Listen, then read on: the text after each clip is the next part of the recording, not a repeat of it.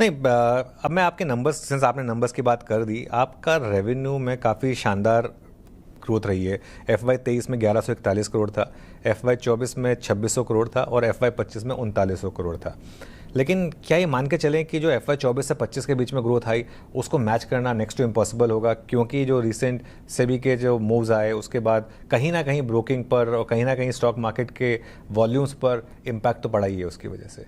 So again यहाँ पे हम ऐसे देखते हैं कि हम जैसे जब हमने शुरू करा था तो कुछ रेगुलेशंस थे, उसके बाद फिर काफ़ी सारे रेगुलेशंस आए, प्रोग्रेसिव रेगुलेशंस आए, जिसकी वजह से हमारी ग्रोथ हुई। लाइक जैसे ऑनबोर्डिंग आसान हुई, लाइक UPI आया, पेमेंट्स आया, सो बहुत सारे जो पॉजिटिव चीज़ें हुई है उसकी वजह से हमारी ग्रोथ हुई है। वरना इतने अकाउंट्स हम खोल ही नहीं सकते थे। हमने इतने सारे, अभी 14 मिलियन एक्टिव कस्टमर्स है प्लेटफॉर्म पे, और देश के कोने कोने में लाइक 98% पिन कोड्स हम cover, more than that we cover the pin codes, और 80% बियॉन्ड टॉप 6 सिटीज़, लाइक छोटे शहरों से सब आ रहे हैं and so on. So that has happened because of the regulations that have happened.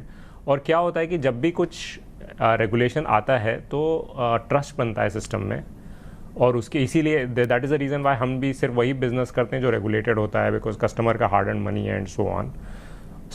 Regulator का job ये भी होता है कि long term growth, right, capital market should grow, India will grow, तो capital markets if you compare with other countries तो बहुत बहुत अब हमारे सामने बहुत ग्रोथ अभी है।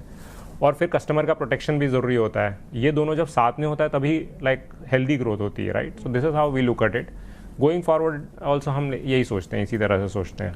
आपने पिछले साल 1824 करोड़ का प्रॉफिट किया Q1 में, लेकिन 350 करोड़ के करीब का प्रॉफिट था। तो क्या ये जो करंट FY है इसमें पिछले साल के मुकाबले आपके प्रॉफिट में कम ग्रोथ होगी फिर? सो ये तो मैं अभी अभी क्या हुआ कि ग्रोथ हमारी होती है, कस्टमर्स आते हैं, ARPU बढ़ता है और so on. The one time जो ऑफ आया था अक्टूबर में एक रेगुलेशन के कारण, जो डेरिवेटिव का ओवरऑल इंडस्ट्री गिरी थी।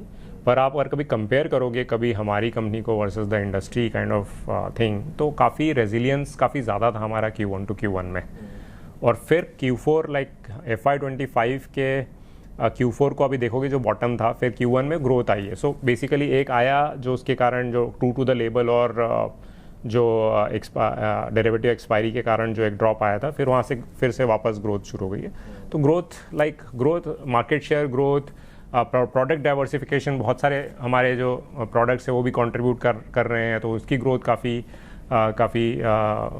हुई है। तो उसके कारण हम ग्रोथ मेंटेन कर रहे हैं अभी। ये सवाल मैं इसलिए भी पूछ रहा हूँ क्योंकि आपका IPO रीजनेबली प्राइस्ड है, करीब 33 टाइम्स ट्रेलिंग पर, लेकिन आप ग्रोथ जो आपने पिछले 2-3 साल में दिखाई है, अगर वो नहीं दिखा पाएंगे तो शायद थोड़ा महंगा लगेगा लोगों को। तो इसके लिए मैं ये सवाल आपसे इसलिए पूछा था कि क्या वो जो क्वार्टर था वो एक वन ऑफ था, और जिस तरीके की आपकी ग्रोथ रेट्स रही हैं, रीजनेबल अजम्पशन आप मान के चल रहे हैं कि उतना भले ही ना सही लेकिन ग्रोथ रेट रहेगी आगे जाते हुए भी? सो ग्रोथ मतलब पीक अर्निंग्स तो नहीं थी पिछले साल में, ये पूछना चाह रहा था आपसे कि लास्ट ईयर कहीं पीक ईयर तो नहीं था आपके? ऐसा तो नहीं है कि पीक अर्निंग्स वगैरह है, क्योंकि कैपिटल मार्केट्स बढ़ेंगे इंडिया में, काफ़ी बढ़ेंगे, इंडिया की ग्रोथ होगी। India I think we are lucky कि हम ऐसे हम there is no other country जो कि इतनी फास्ट ग्रो कर रहा है, इतने स्केल पे कंपाउंड कर रहा है।